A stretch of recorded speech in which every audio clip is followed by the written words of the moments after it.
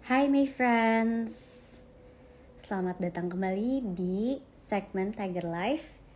Dan kali ini kita akan menunggu sampai live-nya ramai dulu. Nanti baru kita panggil guest star hari ini. Cukup deg-degan untuk live kali ini karena narasumbernya sudah memberikan tipis-tipis sneak peek kira-kira apa sih yang akan kita bahas hari ini. Dan tentunya my friends semua juga pasti udah gak sabar akan mendapatkan insight dan rekomendasi dari hasil perbincangan malam ini. Oke, mungkin sebelum kita panggil narasumbernya, aku menceritakan dulu kira-kira apa yang akan kita bahas. Untuk kali ini kita akan bahas beberapa hal mengenai latar belakang narasumber keren kita. Dan nantinya kita akan bahas juga nih mengenai sentimen-sentimen yang terjadi akhir-akhir ini mengenai IHSG at all time high. Kemudian juga mengenai cut rate, BI ataupun the Fed. Dan juga yang sekarang lagi bikin semua orang kocar-kacir, yaitu stimulus dari PBOC. Oke, karena kita sudah mulai banyak nih, my friends sudah mulai berdatangan. Jangan lupa share live ini ke teman-teman my friends semua yang ingin mengetahui tentang rekomendasi apa yang bisa disebutkan di hari ini dan juga tentang insight kali ini. Dan kayaknya narasumber kita sudah join nih. Oke, kita panggil langsung.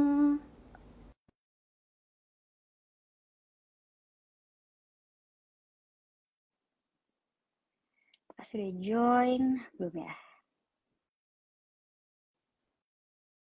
Nah. Halo. Halo, selamat malam Om Ben. Malam. Gimana Om Ben kabarnya hari ini? Ya, kabarnya hari ini CLD ya. Cut loss hari ini. Hari ini cut loss? Ya, ada buang-buang barang dulu soalnya harus raising cash dulu ya. Supaya bisa jadi cash dulu, besok kita berburu lagi. Tadi sebenarnya sebelum live ini udah ngeliat story-nya Om Ben sih. Kita lihat banyak banget ya hari ini yang merah ya. Tapi untung portofolio aku hari ini belum merah sih Om. Oh, belum merah ya. Ya, bagus. Jangan sampai merah ya. Masih terlihat hijaunya, cuman deg-degan sedikit ya. Jangan-jangan dia ikut juga nih nanti besok-besok. Semangat ya.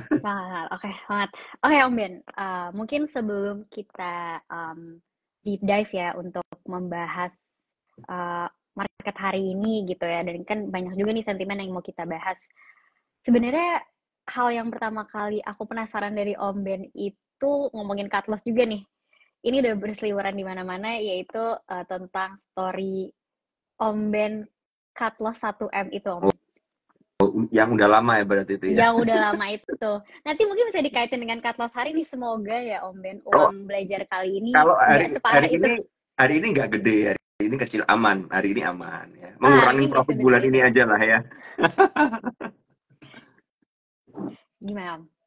Jadi ya, menurut saya sih gini teman-teman, cut loss itu adalah sesuatu hal yang sangat wajar di dalam market ya. Karena apa?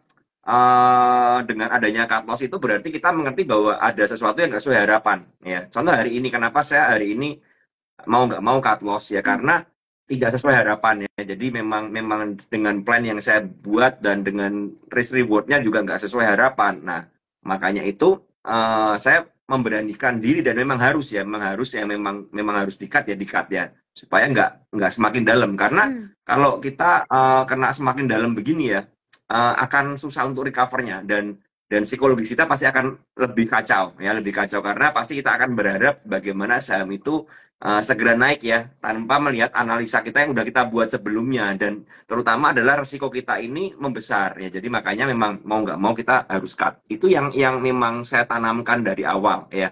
Dan dengan adanya cut loss seperti ini kan teman-teman ngerti ini market memang lagi koreksi ya.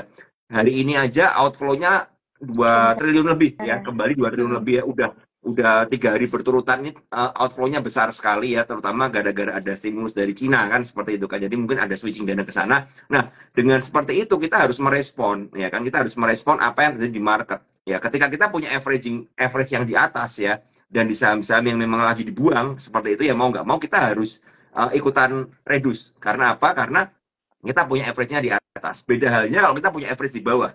Atau beda halnya kita memang udah menyiapkan dana untuk melakukan pembelian dalam jangka panjang seperti itu. Nah, itu beda urusan lagi. Nah, yang soal yang dulu itu kenapa saya cut ya karena memang sesimpel yang saya beli adalah saham-saham yang tidak memiliki fundamental yang bagus alias saham-saham gorengan seperti itu. Jadi mau nggak mau ketika memang tidak sesuai dengan harapan ya berbalik arah marketnya ya mau nggak mau saya harus ikut buang karena kalau nggak ikut buang nanti susah buang lama-lama kan seperti itu karena likuiditasnya semakin kecil kan jadi seperti itu. Oke, yang hari ini gimana nih? Apa yang mau latar belakangi Om Ben untuk cut loss hari ini? Hari ini sih saya sebenarnya cut loss saya hari ini gara-gara saya banyak melakukan spekulasi aja sih ya jadi melakukan spekulasi buy tapi ternyata tekanan jualnya terlalu besar ya terlalu besar dan itu membuat saya ya udah saya cut dulu untuk saya siapin untuk besok seperti itu ya jadi saya memang benar-benar mencari yang ada di harga support seperti itu ya jadi supaya dapat pantulan ya jadi kalau hari ini memang tidak ada power buy sama sekali di market ya benar-benar sellernya gede banget ya cuman mantul sedikit diguyur lagi jadi ya menurut saya dengan adanya seperti itu ya mau nggak mau saya harus reduce barang ya mengurangin barang seperti itu gitu. I see.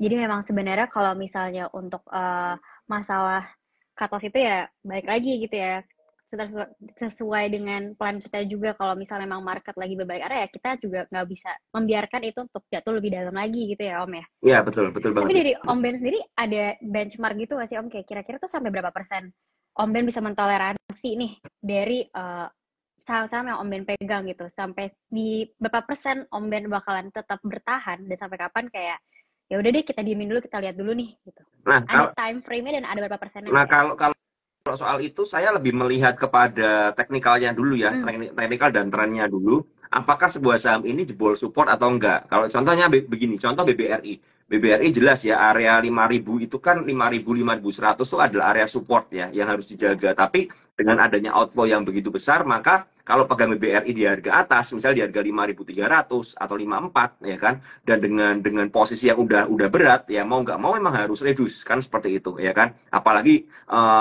terjadi bantingan kan seperti itu kan diguyuran seperti itu setiap hari. Nah, jadi makanya harus buang dulu. Tujuannya apa? Kita mencari kalau memang kita melihat bahwa BBRI ini memang layak untuk kita pertahankan ya. Kalau memang ada yang buang barang, sellernya gede ya, maka kita harus ikutan buang. Karena apa? Kita nggak pernah ngerti penurunan BBRI ini sampai seberapa dalam.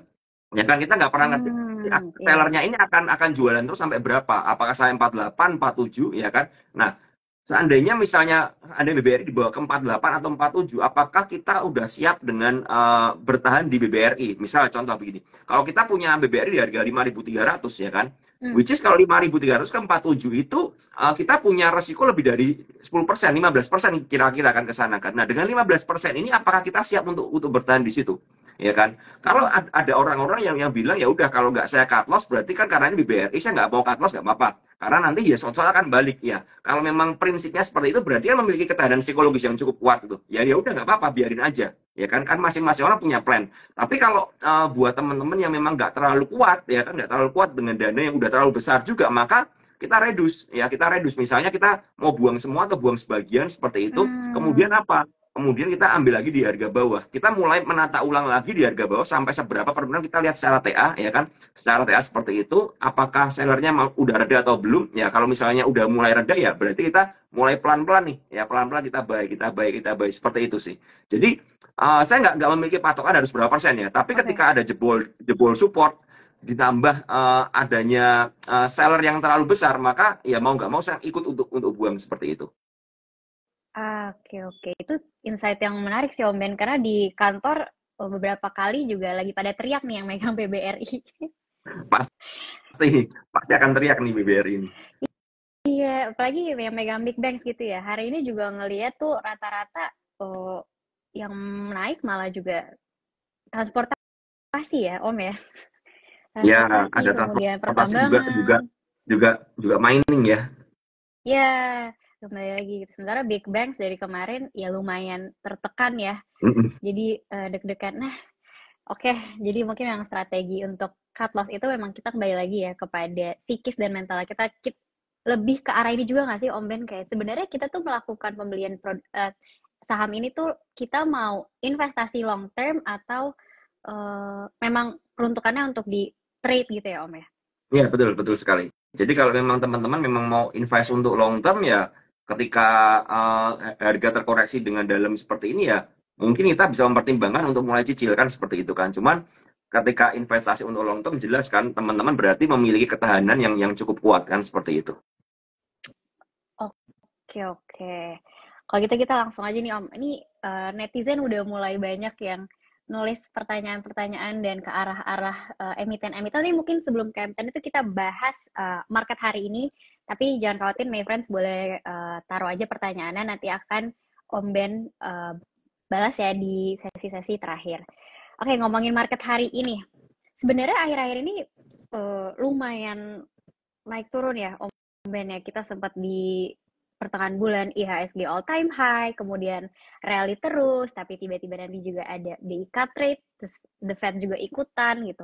Sempat ada momen euforianya lah dari investor, tapi tiba-tiba dengan adanya PBOC, kebijakan PBOC stimulus baru, kok tiba-tiba tertekan semua gitu ya Om Ben ya. Gimana nih pendapatnya Om Ben pandangan ini? Sebenarnya kita sebagai investor dan dari sudut pandang investor dulu lah, apakah kita bisa senang-senang karena ini saatnya kita beli banyak nih, kita mulai masuk, semuanya lagi diskon gitu kan, kita masuk, atau sebenarnya kita harus waspada nih untuk ke beberapa bulan ke depan? Kalau saya lihat memang secara tren dari IHSG itu memang udah ketinggian ya, IHSG ketinggian dengan IHSG yang ketinggian seperti itu, maka menurut saya potensi untuk dapat profit jelas lebih tidak menarik ya, tidak menarik dan itu yang dirasakan juga oleh big player atau asing ya, investor asing di dalam IHSG kita. Kenapa? Karena IHSG kita ini terlalu all time high terus ya kan. Jadi upside-nya ke atas mungkin udah dirasa udah cukup terlalu mahal. Nah, ditambah dengan adanya stimulus dari Cina, ya. Dan kita harus mengerti teman-teman bahwa indeks dari Hong Kong atau Hang Seng itu masih terkoreksi minus 50% dari zaman pandemi. Artinya apa? Artinya dibandingkan dengan indeks-indeks yang lain ya di Asia ini ya kan, Indonesia, Singapura dan lain sebagainya, Hang Seng dan Cina ini memiliki daya tarik yang lebih besar. Karena apa? Karena jelas karena harganya masih terkoreksi minus 50% daripada di zaman pandemi. Itu yang menyebabkan dengan adanya stimulus ini membuat mereka ini lebih menarik daripada indeks kita. Makanya kalau teman-teman perhatikan kenapa sih tiba-tiba outflow asing begitu besar? Ya jelas karena di sana lebih menarik, ya kan? Kalau misalnya kita memiliki investasi ya, dan kita udah memegang dalam jangka panjang ya di sebuah saham ya, saham A ya, udah naik misalnya 100%. Kemudian kalian melihat nih, untuk kedepannya akan ada sentimen yang baik untuk sektor atau saham tersebut ya kan, walaupun sahamnya masih merah. Yang kalian lakukan pasti kalian akan melakukan taking profit dan memindahkan saham tersebut ya, switching ya kan. Nah, ini yang sama dilakukan oleh investor asing.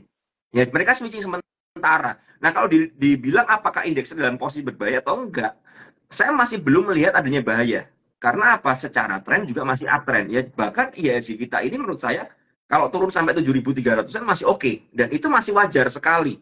Which is kalau memang turun sampai 7.300 adalah potensi untuk kita bisa menikmati di harga bawah dan dapat reboundnya ke atas lagi. Ya, itu yang harus diperhatikan. Nah, makanya teman-teman saya tadi bilang, kenapa saya cut? Ya jelas, karena kalau kita punya average di area atas yang terlalu tinggi, ya kita cut dulu. Tujuannya untuk apa? Untuk kita ambil di harga bawah.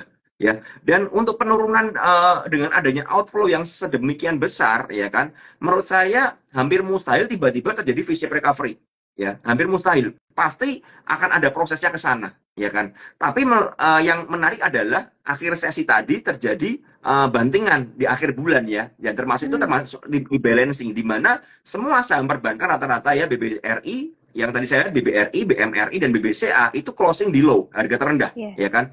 Nah, dengan adanya bantingan gap down seperti itu ya, ada potensi besok kita akan sedikit bernapas ya, karena akan ada gap up.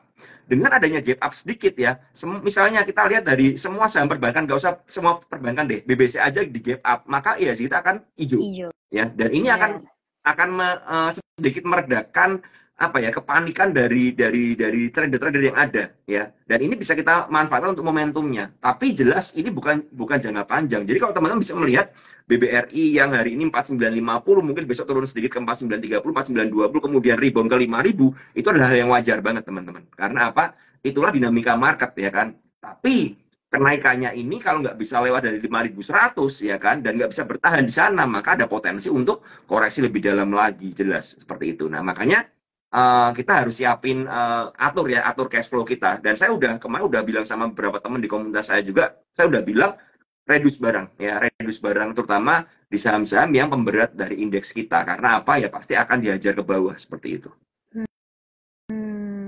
Reduce-nya bisa tergantung ya, bisa semuanya, bisa juga setengah dari portofolio. Berarti ini teman-teman Mayfriends yang megang big banks mungkin bisa mengikuti saran dari Om Ben. Nah kalau misalnya megang brand nih, Om Ben, dari beberapa hari kemarin kan memang brand salah satu ini ya, pemberat lah ya, pemberat pun dan juga penaik gitu. IHSG juga lately lumayan bergantung lah pada saham Bapak Prajogo ini gitu. Nah menurut Om Ben gimana prospeknya? Kalau kita lihat dari brand ya, dengan penurunan seperti ini, seandainya besok terjadi ada rebound dari brand juga, tapi brand nggak bisa lolos di atas 69, 6.900, maka saya melihat brand ini ada potensi koreksi lagi, ya.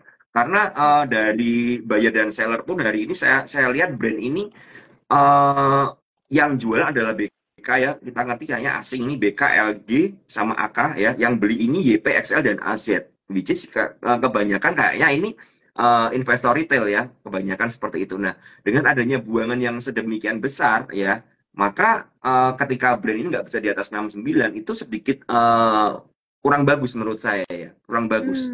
Sedangkan area 6.500 adalah area yang memang harus dijaga.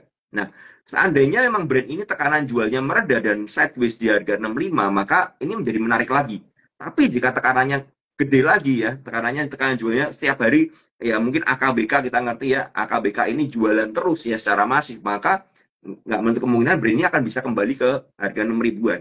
Ya, kalau teman-teman bilang kan average-nya Pak Prajogo itu di 6.500. Nah, yang mau diketahui adalah teman-teman harus ngerti bahwa ketika kemarin brand naik ke atas ya kan, ada broker DP yang melakukan reduce barang dengan jumlah yang sangat besar sekali sampai triliunan rupiah ya kan. Dan saya nggak ngerti ini barang siapa, tapi yang punya barang seperti itu siapa lagi kan, seperti itu kan, kita bisa menilainya kan seperti itu, yang punya barang itu siapa lagi. Nah ketika mereka melakukan taking profit dan memang melihat tekanan jual dari brand ini masih sangat besar sekali, kenapa nggak dibiarin aja untuk harganya disero dengan harga yang lebih murah. Logikanya kan seperti itu ya. Kita nggak ngerti apa yang terjadi ya. Tapi secara TA yang saya lihat kalau 69 nggak bisa lewat ya, kemudian 65 jebol, itu adalah sinyal yang sangat kurang baik untuk brandnya, seperti itu. Oke. Sebenarnya di sini mungkin banyak nih yang tadi ngomongin brand semua gitu ya. Tapi kita bahas mungkin ke arah sektor dulu kali ya. Kita balik lagi ke general lagi nih Om Ben gitu. Dan kembali lagi kepada sentimen dari PBOC gitu ya. Kedepannya nih kira-kira sektor apa yang menurut Om Ben akan diuntungkan nih dari sentimen-sentimen yang ada dalam luar negeri dan maupun juga nantinya nih. Kita kan mulai ada transisi power juga ya Om Ben ya, perubahan presiden gitu. Sektor apa yang kira-kira menurut Om Ben patut dipantau?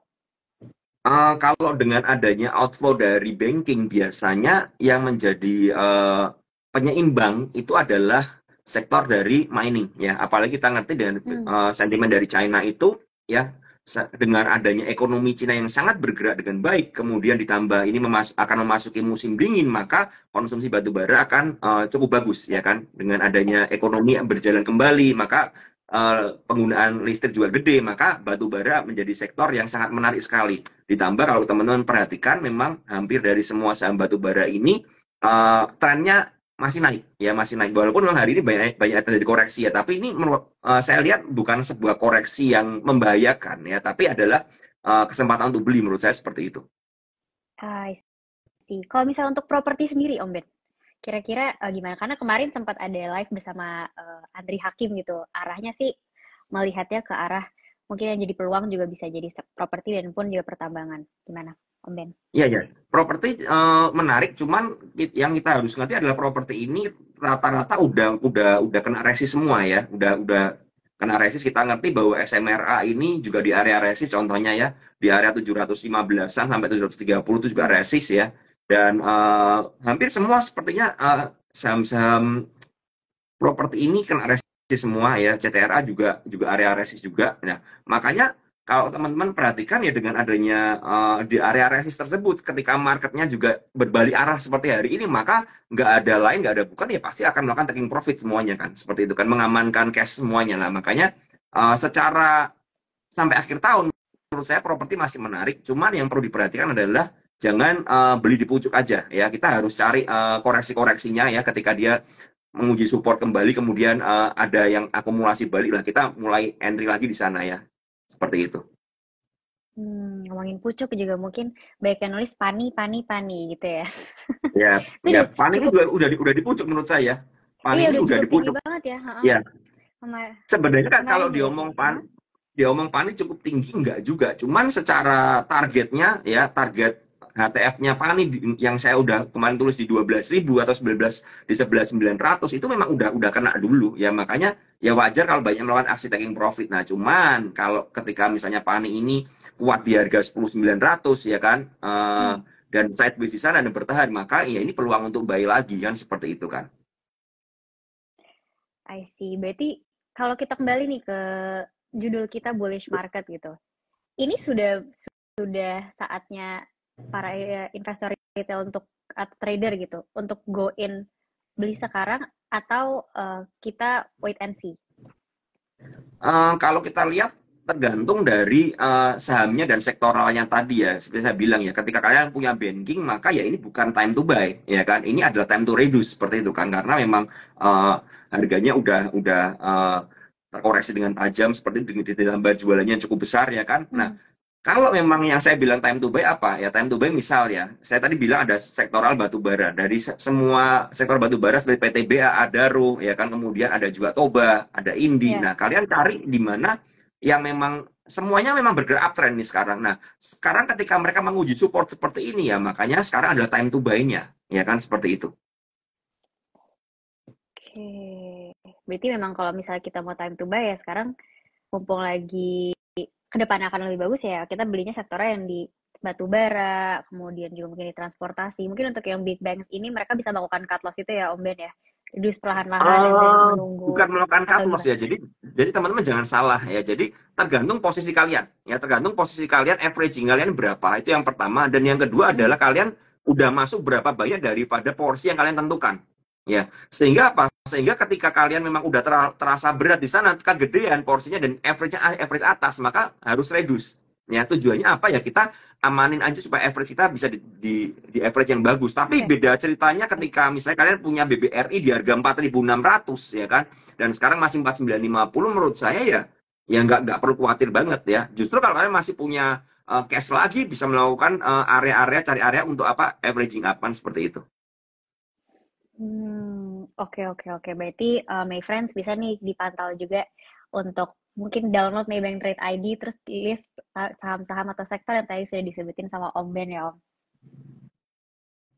Oke, udah mulai banyak banget ya Om Ben yang mau nanya-nanya.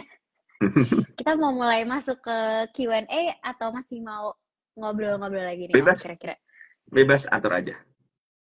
Tapi Om Ben, mau nanya juga sih Om, lebih ke pada konflik ini sih, konflik Timur Tengah gitu. Kira-kira menurut Om Ben, dengan konflik Timur Tengah yang memanas, apakah itu akan berdampak gitu pada contohnya sektor pertambangan perminyakan gitu ya, oil and gas gitu. Apakah itu akan ada perubahan yang signifikan atau justru malah kita bisa mengantisipasi lah gitu. Nah, sekarang permasalahannya adalah ketika ada konflik, ini kan yang jadi masalah kan, ini kemarin kita ngerti ya, ada salah satu pemimpin Hizbullah yang memang terbunuh ya oleh tentara Israel kan, seperti itu kan. Tapi ini tidak terlalu ngefek dengan pergerakan gold. Kalau teman-teman memperhatikan komoditas gold hari ini sangat tidak ngefek sekali. Gold cenderung koreksi. Karena apa? Karena tadi saya sampaikan juga, mereka juga melakukan aksi taking profit di gold. Tujuannya apa? Karena gold udah rally. Gold udah rally cukup tinggi ya, udah sampai terakhir kalau nggak salah 2.600 something kan, seperti itu, sampai 2680 kalau nggak salah. Sekarang terakhir saya tadi lihat sebelum live ada di 2641 ya kan. Artinya ada koreksi. Kenapa ada koreksi? Jelas karena dirasa memang udah rally. Dan jangan lupa ada stimulus Cina, ada pasar Cina yang lebih menarik daripada yang udah rally ini. Makanya akan ada aksi taking profit. Dan makanya kalau kalian lihat, jangan heran kalau gold seminggu ini akan mengalami koreksi ya, akan mengalami koreksi dulu mungkin ke 2.600 dulu seperti itu. Kemudian kalau memang sudah mereda semua sellernya baru akan bergerak naik. Ingat trennya masih naik ya kan. Tapi dalam tren naik ini jelas pasti akan ada yang namanya koreksi-koreksi untuk penyeimbang kan seperti itu. Jadi menurut saya kenapa sih tidak ngefek banget ya kan? Jelas karena apa? Karena udah rally satu gold udah rally ya. Kemudian ditambah ada stimulus Cina yang membuat Cina lebih seksi daripada komoditas yang lain ya kan? Karena komoditas udah naik semua kan, rata-rata kan begitu kan. Jadi ada aksi taking profit seperti itu ya. Kalau kita lihat oil juga nggak terlalu bergejolak ya kan? Karena apa? Mungkin juga kalau saya lihat mereka udah mengalami kejenuhan dengan yang namanya perang ya kan.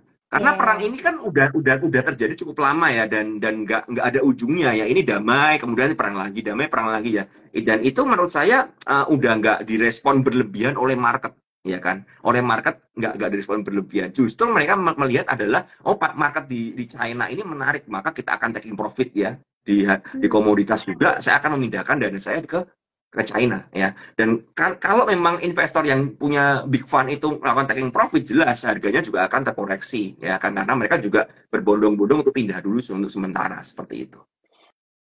Kalau dari Om Ben sendiri, kira-kira sampai kapan nih capital outflow ini terjadi dengan akankah ada titik jenuh dan mereka akan kembali lagi, atau mungkin dari Om Ben sendiri berpikir kayaknya kira-kira nih marketnya tuh harus ada sentimen baru atau misal kebijakan baru yang akhirnya mengembalikan capital flow dari asing gitu.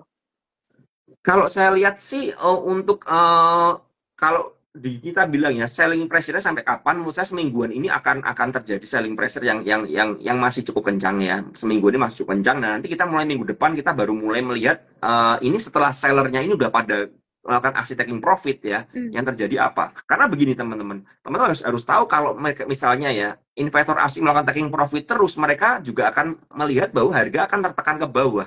Sehingga apa? Sehingga mereka juga jualannya di harga murah. Nah, itu yang membuat mungkin mereka merasa udah cukup lah ya, saya cukup jualan dulu. Nah, ketika sellernya udah berhenti ya dan dirasa IHSG kita ini misalnya perbankan udah koreksi nih. Misalnya BBRI dari 5.400 udah koreksi misal contoh udah ke 48 atau 49 dan dirasa ini adalah cukup menarik, maka ada mungkin institusi yang beli, mungkin ada big fund yang beli, dan itu akan membuat harganya bisa terkerek naik lagi kan seperti itu. Karena apa? Karena udah nggak ada sellernya lagi ya, sellernya udah cukup selesai jualan, maka harga bisa bergerak naik lagi. Nah, ini yang kita nantikan momentumnya yang kita sebut dengan namanya technical rebound ya kan. Nah, ini yang kita bisa manfaatin ya kan, karena setiap penurunan juga tidak akan turun terus, pasti akan ada reboundnya dulu ya. Tapi reboundnya ini sementara atau reboundnya ini cukup kuat, nah kita yang belum ngerti ya. Kita harus melihat ke depannya bagaimana ya. Kalau ngomong apakah sentimen yang cukup bagus buat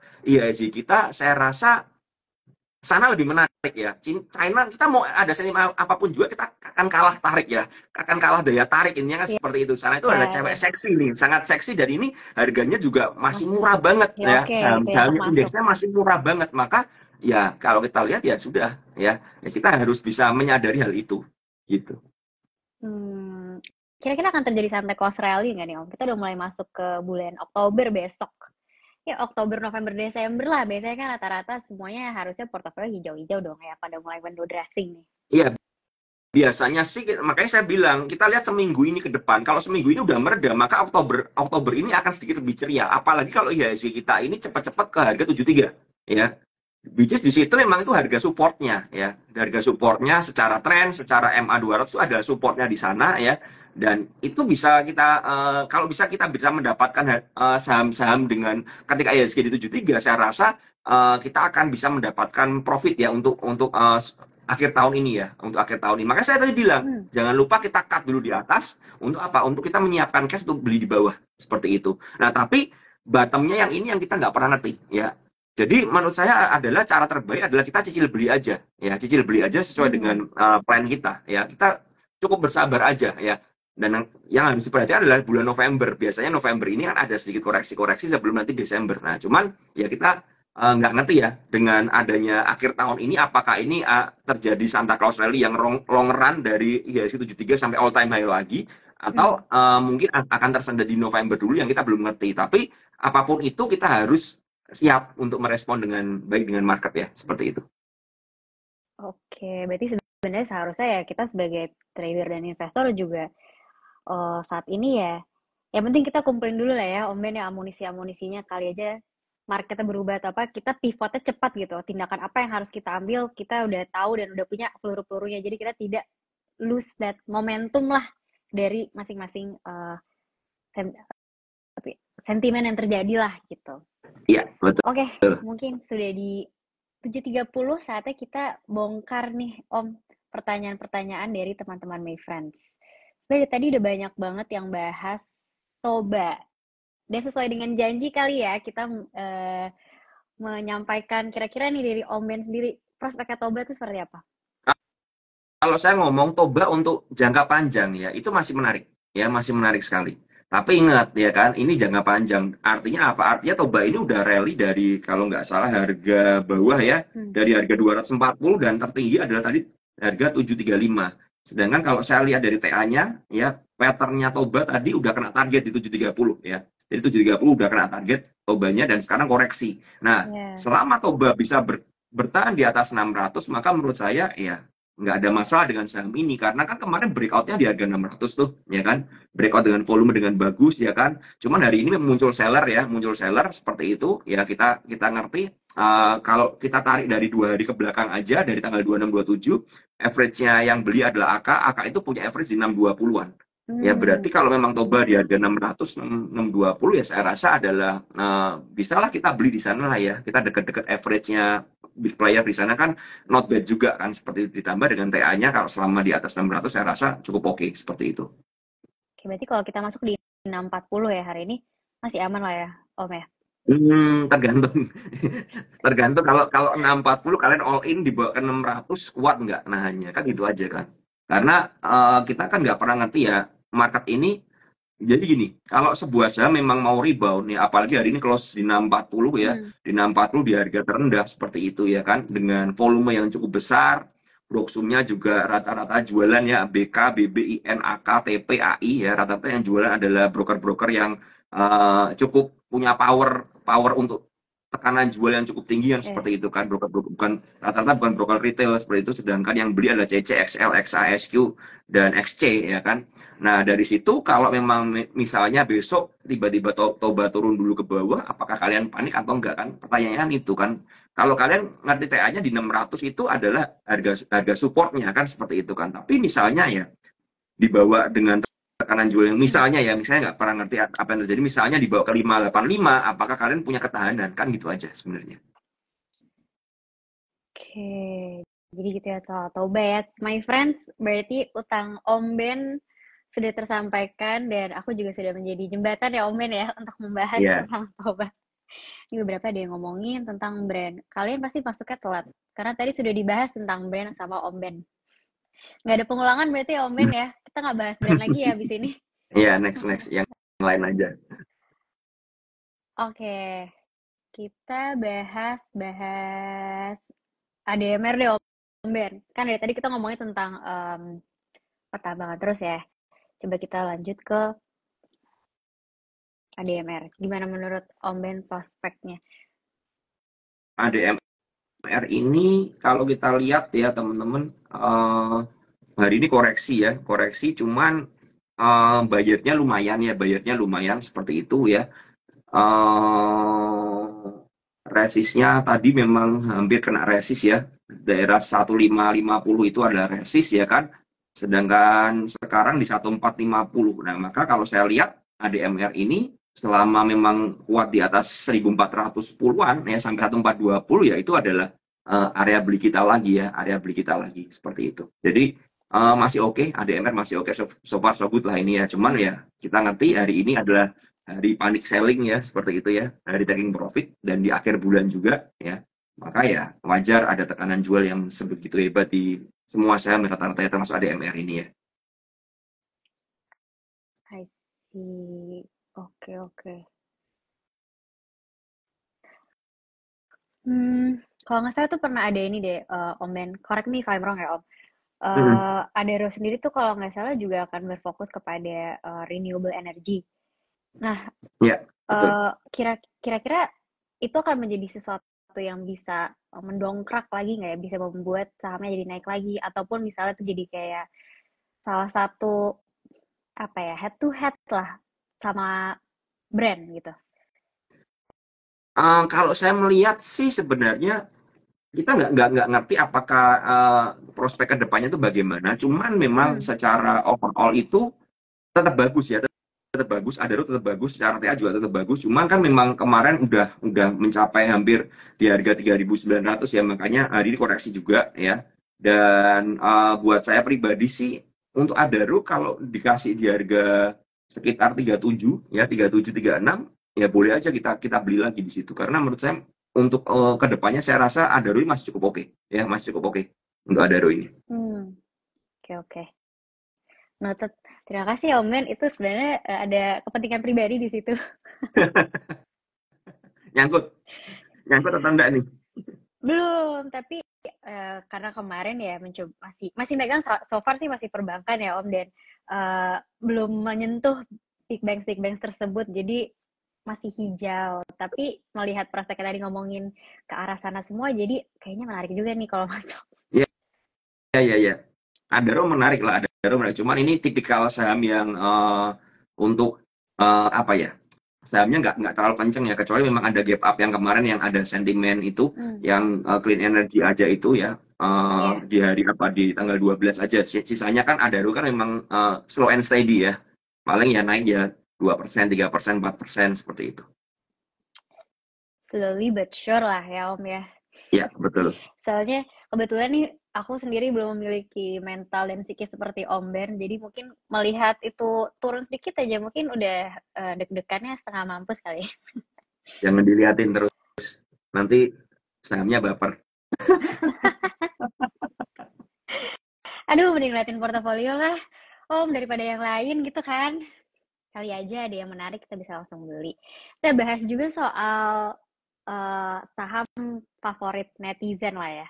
Um, Oh, mungkin sebelum ke saham favorit netizen, my friends, kalau misalnya my friends sering nonton Tiger Insight, sebenarnya dari technical chartis kita, Pak Satriawan itu juga sampai beberapa kali sudah merekomendasikan saham-saham di komoditas. Jadi kalau my friends pengen lihat rekomendasi dari analisis kami, boleh lihat di Tiger Insight ya.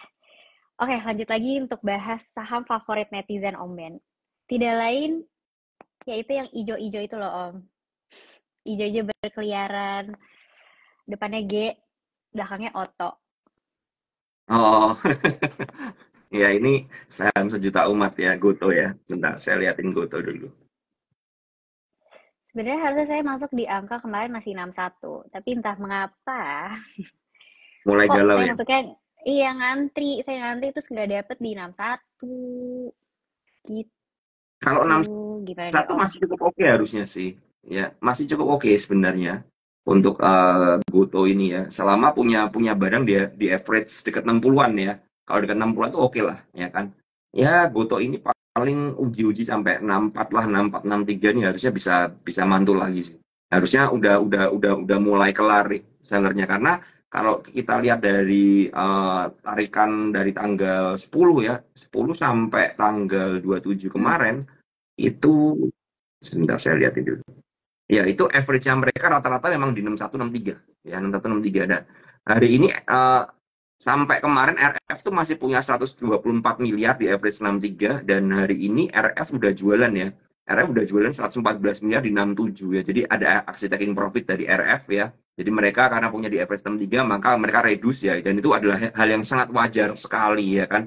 Nah, kemudian kalau kita lihat lagi yang punya barang banyak adalah masih ada KI, PD dan RX ya dan MG yang average-nya 61 sampai 63. Makanya confirm ya di harga itu akan ada tahanan ya karena memang Hmm. average rata-rata di sana semua penggerak harganya seperti itu. Tadi kalau dari Om Ben sendiri, sebenarnya Om Ben itu tim yang melihat kan ada orang beberapa mazhab ya yang bilang Goto ini tidak worth buying gitu. Ada juga yang melihat bahwa sebenarnya secara prospek Goto merupakan salah satu perusahaan perusahaan gitu atau emiten yang mungkin in the long run dia akan bagus gitu. Mungkin bisa menyentuh pada saat dia IPO lagi atau gimana gitu. Tapi Om Ben sendiri nih, masuk ke mazhab yang mana nih? Pro Goto atau kontra Goto? Kalau saya komentar ini dulu. Kalau untuk balik di harga IPO, saya rasa cukup berat ya, cukup berat banget. Karena barangnya udah terlalu banyak di publik ya, ya. Dan Goto adalah salah satu ini apa barang yang memang investornya paling banyak seperti itu kan. Yeah. Dan memang rata-rata juga banyak yang nyangkut di harga atas. Artinya Goto ini kalau misalnya bisa, saya lihat secara TA aja secara bertahap ya. Kalau memang Goto ini bisa bertahan di harga 66 ya 666 768 dan kuat di area sana, maka membuka peluang untuk menguji ke arah 7374 dulu, dan itu harus selangkah demi selangkah. Nah, saya bukan tipikal orang yang membeli sebuah saham ini berdasarkan saya pegang karena ini fundamentalnya seperti itu. Saya bukan investor yang seperti itu ya kan. Jadi saya nggak bisa mengomentari, cuman kalau kita bilang dari secara fundamentalnya ya, dari secara fundamentalnya ini ya sebenarnya perusahaan seperti teknologi apalagi Goto ini lumayan lah ya, lumayan nggak jelek-jelek amat, tapi nggak bisa dibilang apa ya terlalu ini bakal saham yang bakal beggar banget itu, menurut saya enggak sih seperti itu ya. Cuman ya sekali lagi saya lebih melihat secara bertahap aja ya, bertahap aja ya. Jadi kalau Goto memang kuat di 63 ya, dia akan menguji 68, kuat di 68 dia akan menguji 73, dah gitu aja. Oke. Soalnya aku sendiri juga kata Goto jadi sebuah saham yang nice to have lah ya Om Ben ya di portofolio. Saham-saham yang mungkin kalau kita amunisinya lagi nggak banyak gitu kan, kayak bolehlah beli Goto berapa lot gitu. Ya. Ya, cuman kalau beli Goto tuh duit kita rasanya kayak receh banget ya, karena ini lotnya gede-gede ya. Kita lihat bitnya aja sampai 5 juta lot, sedangkan kita paling beli berapa 100, 1000, 10.000, rasanya ini kok receh banget. Sebenarnya lebih kayak ngebuang ini aja sih, buang receh gitu ya Om ya. Kalau misalnya ngeliat kita, wah di Ardena masih ada segini, beli apa lagi ya, tapi belum ada peluru nih, Goto aja deh. Ya karena mungkin Goto cukup murah juga ya. Jadi misalnya kita punya uang yang cukup terbatas, beli Goto kan masih bisa dapat ya, dibandingkan kita beli saham-saham yang kayak PTBA yang ribuan seperti itu. Betul. Nah, ngomongin soal saham Goto ya, harganya saham receh lah ya Om. Ini iklan sedikit buat teman-teman Mayfriends yang baru mau mulai berinvestasi. Kalian bisa download Maybank Trade ID, dan kita tuh sekarang lagi ada promo nih Om. Jadi kita ibaratnya ngasih modal lah. Kita kasih modal kepada teman-teman yang baru mau mulai investasi dengan kode kode referral Maybank Cuan, kalian bisa dapat cashback 100.000 di RDN. Di RDN Maybank ya, Mayfriends. Jadi kalian bisa tuh beli Goto dengan modal dari Maybank Sekuritas 100.000. Jadi Mayfriends boleh di-download loh. Oke. Kita lanjut lagi membahas pertanyaan. Ini kali ini mau aku atau Om Ben nih yang memilih pertanyaan dari Mayfriends? Kamu aja nggak apa-apa. Oke, siap. Nah ini dari Nero _N214 deh.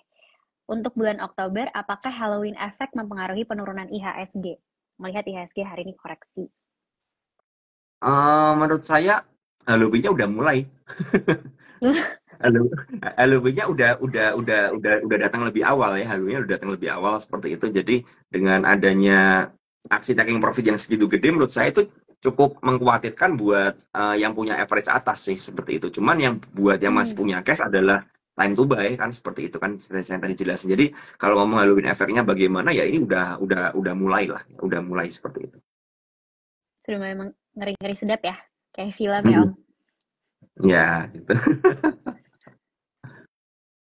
Oke, lanjut lagi dari Melta Elnando. Gimana caranya Om Ben screening saham? Nah ini juga penasaran nih Om, gimana sih cara Om Ben screening suatu saham yang kira-kira nanti akan jadi prospek, ataupun Om Ben juga menentukan nih kayaknya nih secara fundamental kurang strong nih. Saya jadi gini, saya tidak pernah screening saham secara fundamental ya, dalam arti pilihan saya selalu apakah saham ini memiliki tren yang jelas ya kan, apakah saham ini memiliki resiko yang cukup rendah ya, Kemudian apakah saham ini ada inflow atau outflow-nya ya. Jadi kalau memang sahamnya ada inflow-nya seperti itu ya, maka saya akan memilih untuk beli. Contoh nih, ini contoh sekali lagi ini contoh dan ini bukan bukan stock pick ya. Ini bukan stock pick tapi teman-teman mungkin bisa bisa pelajari aja. Saya tadi sore itu bilang sama beberapa grup saya ya, termasuk di PPC dan beberapa teman juga bahwa memang saya melihat bahwa PTRO ini menarik ya, PTRO ya. Kenapa menarik ya, ini sebagai studi kasus aja ya. Yang pertama adalah bahwa PTRO ini ketika kemarin dibanting dari harga di tanggal 26 ya, 26 ini dia dibanting ya dari harga 14.900-an ya, kemudian turun-turunnya cukup deras banget ya, sampai sempat menyentuh 13.600 ya, seperti itu. Kemudian ke tanggal 27 juga masih dibanting dan closing di harga 13.400-an. Nah, cuman yang menarik adalah ketika bantingan kedua ya di tanggal 27 ya, tanggal 27 itu ya saya lihat bahwa PTRO ini apa ya, ada buyer yang menurut saya cukup menarik ya, cukup oke bayarnya ya, di cover oleh BK kalau nggak salah waktu itu. Dan coba saya lihat dulu ya, di cover oleh broker BK ya, dan memang tekanan jualnya juga saya lihat sellernya udah cukup mereda ya, udah cukup reda ya, screen saya hilang. Nah, ini PTRO di tanggal 27 itu di hari Jumat ya, itu BK itu cover di bawah ya, cover di bawah BKRF ya kan, seperti itu. Sellernya mostly PD, CC, YP, CP, EP ya. Dan di situ saya udah mulai tertarik sama PTRO sebenarnya. Cuman saya memang belum yakin untuk masuk ya, belum yakin untuk masuk. Tapi di hari ini ya, di hari ini ketika hampir semua sahamnya Pak Prajogo itu merah, PTRO itu malah plus 4%. Ya, itu menurut saya ada sesuatu anomali aja, ya. Anomali, dan itu membuat saya bertanya-tanya, ini siapa bayarnya ini? Kenapa saham ini bisa berbeda sendiri? IHSG merah ya, merah dalam ya. Tapi PTRO ini sempat tadi turun ke 13.700-an, 13.800 di cover balik ya, ada tahanan di situ dan kemudian closing berhasil, bahkan closingnya pun ngegap ya, ngegap ke atas, di mana tadi saya sempat lihat ya, IEP-nya itu 14.025 dengan IEV-nya itu 2.100. Artinya ada orang beli 2.100-an lot di harga 14.025 ya kan. Which is kalau kita ngerti berarti ada buying power yang cukup besar ya. Dan saya lihat broker summary hari ini ternyata yang beli adalah broker HP 20 miliar di average 14 ribuan. Ya, 14.000 berarti memang yang ngebuy di pucuk itu broker, salah satunya broker HP ya, sellernya DH SQLG ya. Dan DHSQLG itu 3 broker, kalau ditotalin semua ya itu jualannya di cover oleh broker HP ya, karena broker HP beli 20 miliar ya. Sedangkan kalau kita lihat TA-nya ya, TA-nya ini PTRO ini harus benar-benar kuat di harga 14.400. Nah, makanya karena itu saya melihat ini kok kayaknya ada inflow yang cukup besar ya di PTRO. Saya belum melihat ada broker summary tadi ya di akhir sesi, tapi saya melihat kok ada power HK yang cukup besar ya, buying powernya cukup besar, dan itu membuat saya tadi spekulasi beli di 14.000 ya. Saya udah beli 14.000, itu alasan yang saya jelasin ya. Ingat, saya nggak ada pom-pom dan nggak ada apa-apa, tapi ada studi kasus. Nah, besoknya kita nggak ngerti ya, kita nggak ngerti. Tapi yang saya ngerti adalah ketika PTRO besok kuat di harga 14.400 ya, dan di atas, dan bertahan di atas itu ya, dan sampai closingan end of day berhasil berada di atas 14.400 dengan buyer yang cukup bagus, maka itu untuk pertama kalinya PTRO itu berhasil breakout dari 14.400 ya. Nah, saya beli dengan berdasarkan itu. Kalau teman-teman bilang PTRO udah ketinggian Om Ben, yes, PTRO udah ketinggian, udah resist. Tapi pertanyaannya kan bukan masalah ketinggian atau enggak ya kan, masalahnya bukan ketinggian atau enggak, tapi kalau memang sebuah saham misalnya ketinggian, kita lihat PANI di harga 10.000 orang udah bilang ketinggian. Tapi ketika di harga 10.000 kemarin, saya juga ada rekom di PPC, karena apa? Di sana ada titik breakout di 9850, sehingga harga itu adalah harga cukup low risk untuk beli PANI, dan ternyata dari 10.000 PANI sampai ke 12.000 kenaikan ada 20%. Jadi kalau ngomong sahamnya udah kemahalan, ya mahal itu relatif menurut saya ya. Ketika ada buying power, ada yang dorong ke atas, maka yang dia ngomong mahal akan jadi murah, ya kan? Ketika kalian lihat sekarang PANI di harga 11.600, kalian lihat 10.000 adalah harga yang murah, ya kan? Nanti kalau kalian bilang, oh ini PTRO udah kemahalan di harga 14.400, kalau seandainya ada buying power yang cukup gede ya, dan mendorong PTRO ke atas ya, dan berhasil kuat di harga 14.400, maka harga 14.000 adalah harga yang murah. Kan beneran seperti itu kan? Nah, itu yang alasan saya kenapa saya membeli sebuah saham tersebut ya. Jadi Saya melihat berdasarkan flow dan berdasarkan TA. Kalau memang bisa break dengan cukup bagus ya saya akan keep aja seperti itu. Oke, oke. Wah, 14.000 udah dianggap murah ya, Om Ben ya. Kita berarti different tax bracket nih, Om.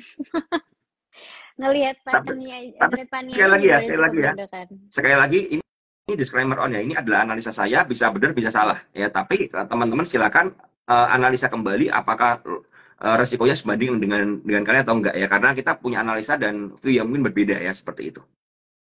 Dan disclaimer on ya, teman-teman my friends, ini juga bukan pom-pom. Berarti semoga itu menjawab pertanyaan dari Melta Elnando. Kita lanjut lagi ya, Om Ben. Kita bahas lagi pertanyaan, coba kita lihat. William Chandra, apakah ada Windrest? Tadi kamu juga telat datangnya ya. Tadi sudah dibahas juga sama Om Ben. Ya, lanjut. Oke, berarti kita ngomongin Big Bang lebih ke BBCA, BMRI sama BBRI gitu kali. Kita bahas dari Puguh Daulat BBNI, Om. Salah BBNI ya? BBNI. Ya, BBNI. Oke, sebentar. BBNI ini sama ya, termasuk banking juga ya. Tapi tidak ada outflow yang besar ya. 2 hari ini malah ada yang cover ya. Saya lihat kalau BBNI ini teman-teman bisa beli di harga 54 ke bawah ya sampai 5.000 itu adalah harga yang cukup murah ya untuk BBNI ya seperti itu ya. Ya jadi kalian bisa cicil aja di harga sekarang sampai ke harga 5.000 lah itu untuk BBNI ya. Itu harga yang cukup oke menurut saya. Ya tentu saja belinya pakai money management ya, jangan langsung satu harga seperti itu. Oke, nyambung ke banking lagi. Aku titip lagi satu pertanyaan. Kalau Breeze gimana nih Om? Prospeknya. Mungkin di luar dari Bris 4 oke big ya, banks itu kali ya. Bris kalau kita lihat selama dia kuat di harga 2950 ya, itu titik pentingnya ya Bris ya, 2950 Hmm. sampai ya 2930 lah area situ. Selama dia kuat di harga itu menurut saya masih cukup oke Bris untuk lanjut penguatan ya, untuk menguji ke arah 3.200 ke atas ya seperti itu. Akan nyampe ke 3.200 ke atas ya Om ya kira-kira. Pasti menurut saya masih cukup oke sih. Outflow-nya nggak terlalu besar ya. Dengan info yang besar sekali, kemarin masuk MSCI, masuk FTSE ya kalau nggak salah, masuk FTSE dan sampai sekarang belum ada outflow asing. Menurut saya brief ini masih menarik. Cuman memang butuh kesabaran aja ya, seperti itu. Oke, siap, mantap Om Ben. Punya brief juga ya. Iya, dan kemarin pas banget masuknya ngikutin saran rekomendasi memang dari chartis kami, Pak Iwan, itu aku masuk di 2880. Makanya Big Bang kemarin tertekan tuh agak-agak bolak-balik ngeliatin portofolio aja gitu. Kira-kira Bris gimana ya? Masih oke lah, harusnya masih oke. Siaman lah ya Om ya. Oke, lanjut lagi kita menjawab pertanyaan dari Faiz_Khoiri. Dengan IHSG anjlok gini, apa Om Ben masih trading di saham gorengan small caps, jumlah kecil atau full cash? Kalau small cap sekarang saya ada ya masih ada beberapa ya, cuman nggak fokus ke sana karena memang tadi yang saya ngomong ya, fokus saya adalah ke sektor komoditas ya seperti itu ya. Komoditas itu masih cukup oke. Dan saya juga ada ya gorengan-gorengan FCA lah ya, FCA yang memang udah suspend kedua seperti itu ya, yang cukup menarik ya. Jadi tapi memang full porsi tidak di sana ya. Dan ya full porsi saya kalau sekarang ditanya ya, saya ada di ya saham komoditas itu ya, dan satu saham yang tadi saya jelasin udah ya, seperti itu. Oke, semoga bisa menjawab pertanyaan Faiz_Khoiri ya. Lanjut lagi kita bahas, ini juga sesuatu yang menarik juga sih. Balik lagi ke saham Bapak Prajogo gitu ya. Kita bahas BRPT gimana? BRPT ya. Wah, BRPT ini saham yang dilematis sekali ya. Kenapa tuh kok dilematis? Iya, BRPT ini kan ketika brandnya rally ya, PTRO rally, semua rally BRPT diem. Semua koreksi dia ikutan koreksi kan begitu kan. Ini kalau dilihat sih BRPT ya eh, untuk yang sabar aja sih, untuk yang sabar. Kalau BRPT kalian memang memang secara teknikalnya ini dia dari symmetrical triangle-nya itu dia udah breakdown bawah ya, bukan breakdown. Jadi selama dia bertahan di atas 1000 ya, 1000-an lah ya, 1000 sampai 1020, maka masih bisa lah ya untuk balik-balik uji ke arah 1080-an sampai 1100 ya untuk BRPT seperti itu. Cuman memang ya secara trennya ini kayak sideways ya, dia cuma mondar mandir aja ya. Jadi mungkin bisa ditekokin aja ya, jual beli dulu aja seperti itu. Karena memang sellernya masih cukup gede sih BRPT ini. I see. Oke, oke, oke. Semoga itu menjawab pertanyaan dari teman-teman Mayfriends ya. Oke, lanjut lagi nih Om. Mungkin kali ini Om Ben deh yang pilih deh dari pertanyaan. Satu aja. Apa ya pertanyaannya? Apa sih ini? Oke, saya lihat nih pada bilang banyak jualan ludah nih. Ya, ini komennya dari tadi banyak yang salfok sama hostnya nih katanya nih. Aduh, jangan begitu loh Om Ben. Kita fokus terhadap market aja. Oke, fokus market ya guys, fokus market, jangan fokus ke hostnya. Ntar ini saya pilih apa ya? Saratoga ya, Saratoga. Saratoga menarik. Boleh, Saratoga. Nah, Saratoga nih. Hari ini Ya, Saratoga jadi rekomendasi dari kita juga loh Om. Iya, iya. Saratoga bagus sih. Saratoga secara 3 hari ini bagus dan memang sampai hari ini pun ketika dia IHSG koreksi, big akum ya. Broker BB beli 23 miliar ya, big akum banget ya. Sedangkan sellernya cuma DP 8 miliar, XC 3 miliar, AK 3 miliar, CP 3 miliar. Ya, dan ini menarik ya, menarik. Cuman memang kadang pergerakan saham ini sedikit agak kejam ya. Kemarin saya sempat ada plan juga kena cut loss ya, karena dia ternyata memang dipaksa tutup gap sampai 2.300 ya. Cuman dengan adanya akum ini memang kita nggak bisa tutup mata sama Saratoga ya, karena memang ini bagus banget nih.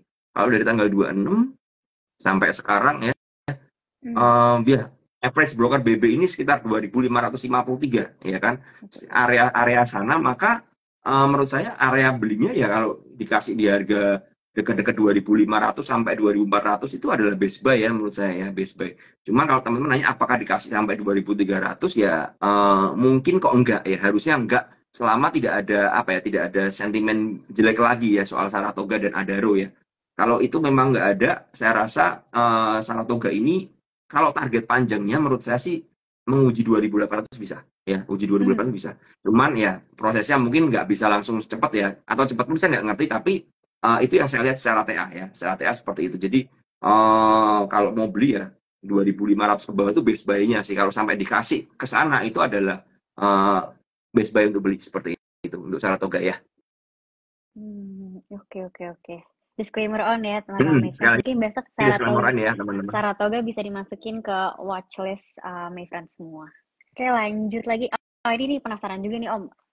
Kemarin tuh juga sempat bahas soal UNVR, Unilever gitu. Beberapa waktu ini kan Unilever sahamnya lumayan ini ya, dengan banyak berita pemboikotan dan lain-lain gitu. Tetapi kemarin sempat ya menjadi rekomendasi lah gitu. Kalau dari Om Ben sendiri gimana view-nya terhadap Unilever? Saya Unilever tidak tertarik sama sekali sih. Oh gitu. Kalau dari konsumen sama sekali nggak ada ya? Jujur, kalau konsumer saya lebih suka S Hardware. Oh iya. S Hardware masuk konsumer nggak sih? S Hardware masuk konsumer atau manufaktur ya? Sebenarnya dia harusnya masuk ke konsumen sih Om. Iya, kalau saya suruh milih sih, saya lebih tertarik kepada S Hardware daripada Unilever ya, atau mungkin MAPI ya. MAPI ini jauh lebih menarik daripada itu ya, daripada Unilever ya, karena dari secara chartnya juga bagus ya kan ya, chartnya juga oke ya, uptrend seperti itu, arahnya jelas ya dibandingkan Unilever ya. Unilever kita ngerti udah all time low di 2.200 ya kalau nggak salah ya Unilever itu. Nah itu yang ya mungkin upside-nya masih ada, cuman saya bukan tipikal trader yang tertarik dengan saham yang lagi all time low seperti ini sih. Karena jelas ya berarti sellernya kan gede banget nih di di Unilever. Cuma Unilever kalau kuat di atas 2170 ya ada potensi lagi lah ya untuk ya 2324 lah Hmm. bisa seperti itu. Oke, oke. Mungkin ini udah jam kita teman-teman Mayfriends kita agak terikat dengan waktu. Mungkin ini jadi pertanyaan terakhir kali ya. Membahas lagi nih tadi Om Ben sempat bahas mengenai konsumen juga ya kan Om Ben mungkin belum terlalu tertarik tapi dengan visi misi ke depannya gitu. Dengan perubahan presiden kan ada makan gratis gitu salah satu programnya. Kemudian juga ada beberapa program lain yang mungkin menyasarnya ke kaum middle class gitu. Kira-kira nanti sektor konsumen itu atau poultry gitu akan menjadi sesuatu yang menarik nggak sih Om? Atau tetap kita ya yang masih besar tuh ya tetap itu lagi gitu batu bara, perbankan dan lain-lain.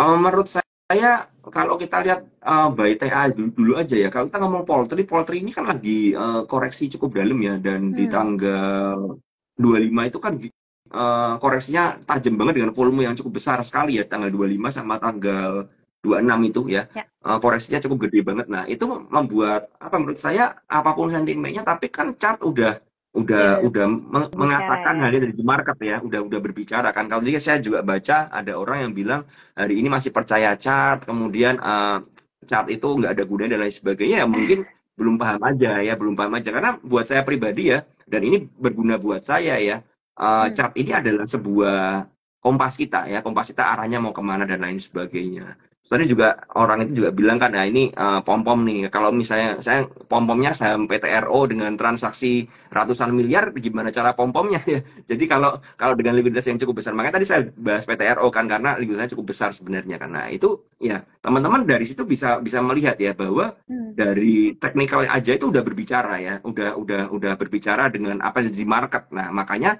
yang harus kita lakukan adalah ya kita teknikal ini untuk kompas kita ya. Kenapa saya sip. bilang sektor komoditas jauh lebih menarik? Karena dari secara tren dari apapun juga jauh lebih menarik ya, udah jauh Ya. lebih menarik. Tinggal kita melihat aja entry-nya jangan di pucuk aja ya. Kita mencari pullback sehat sehingga kalau misalnya seandainya tidak sesuai dengan harapan atau jebol dari support, kita punya batasan risiko yang cukup terukur seperti itu Hmm, dibandingkan kalau kalian memang lihat saham-saham lain seperti Java ini ya. Kalau kita ngomong Java ya apakah menarik ya?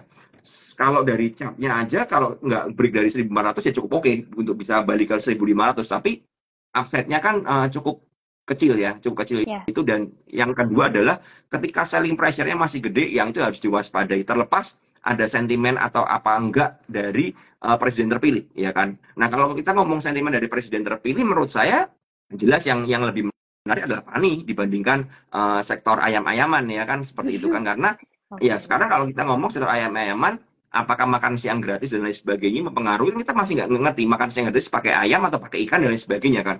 Dan yang perlu diketahui adalah apakah dengan konsumsi ini mereka ambil pakan dari Java semua, kan belum tentu ya kan, belum tentu. Itu hanya hanya ada sentimen-sentimen kecil aja. Tapi kalau kita lihat secara lebih besar lagi, yaitu apa, sentimen batu bara. Karena yang pakai batu bara satu negara, misalnya Cina ya kan, Hmm, atau Eropa dan lain sebagainya. Ini menurut saya lebih lebih powerful ya, lebih powerful juga, dan story-nya juga lebih jelas ya kan, story-nya lebih jelas ya. Kalau kita lihat kenapa tadi Saratoga mungkin menarik, dari kita lihat story Saratoga kan sangat diuntungkan sekali dengan adanya Adaro yang melepas sektor batu baranya ya. ya kan, karena memang nanti ke depannya untuk laporan keuangan dan lain sebagainya Saratoga ini bisa beli di harga bawah kan, seperti itu kan.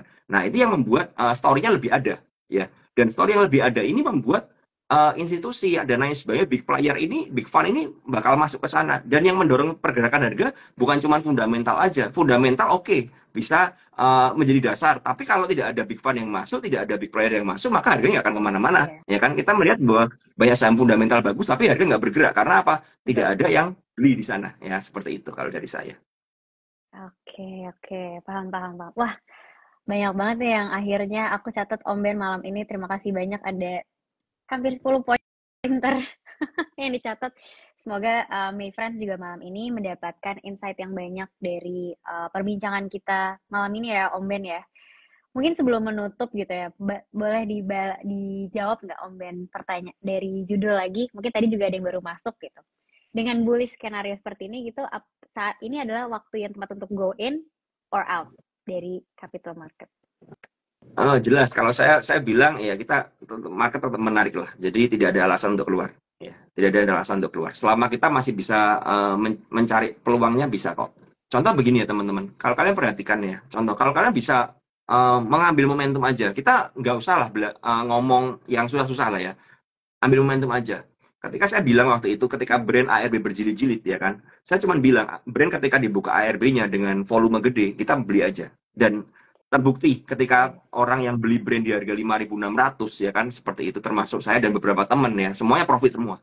Ya, jadi market tetap menarik. Ya, market tetap menarik. Apapun itu, market tetap menarik. Cuman kita harus bisa membacanya, ya membaca. Kita sebagai investor, sebagai trader, sebagai scalper, ya swing trader, ya kita harus menyesuaikan aja. Tidak ada yang benar, tidak ada yang salah, tapi semuanya kita bisa combine aja. Mana yang kita tepat, ya kita ambil aja dan kita dapat profit di market itu aja. Oke, thank you Om Ben atas waktunya itu. Jawaban Om Ben tadi merangkum dari live kita hari ini. Semoga my friends juga mendapatkan insight yang banyak. Dan jangan lupa my friends, seperti yang tadi, iklan lagi ya Om, kalau misalnya Maybank ini kita punya promo, yaitu kalau misalnya kalian masuk dengan RDN Maybank, kalian akan dapat cashback 100.000. Jadi my friends bisa dimodalin lah dari kita untuk membeli saham-saham andalan dari Om Ben juga. Oke, akhir kata, terima kasih Om Ben atas meluangkan waktunya dan berbincang malam ini. Semoga sehat selalu dan kita tunggu konten-konten dari Om Ben mengenai capital market ya Om. Akan terus kita Ya, pantau. oke. Dan my friends yang mungkin yang Thank you pertanyaan yang semuanya. belum dijawab, boleh langsung tanya ke Om Ben. Oke, Oke, selamat oke. malam dan terima kasih semuanya. Happy cuan. Selamat beristirahat. Cuan. Dah.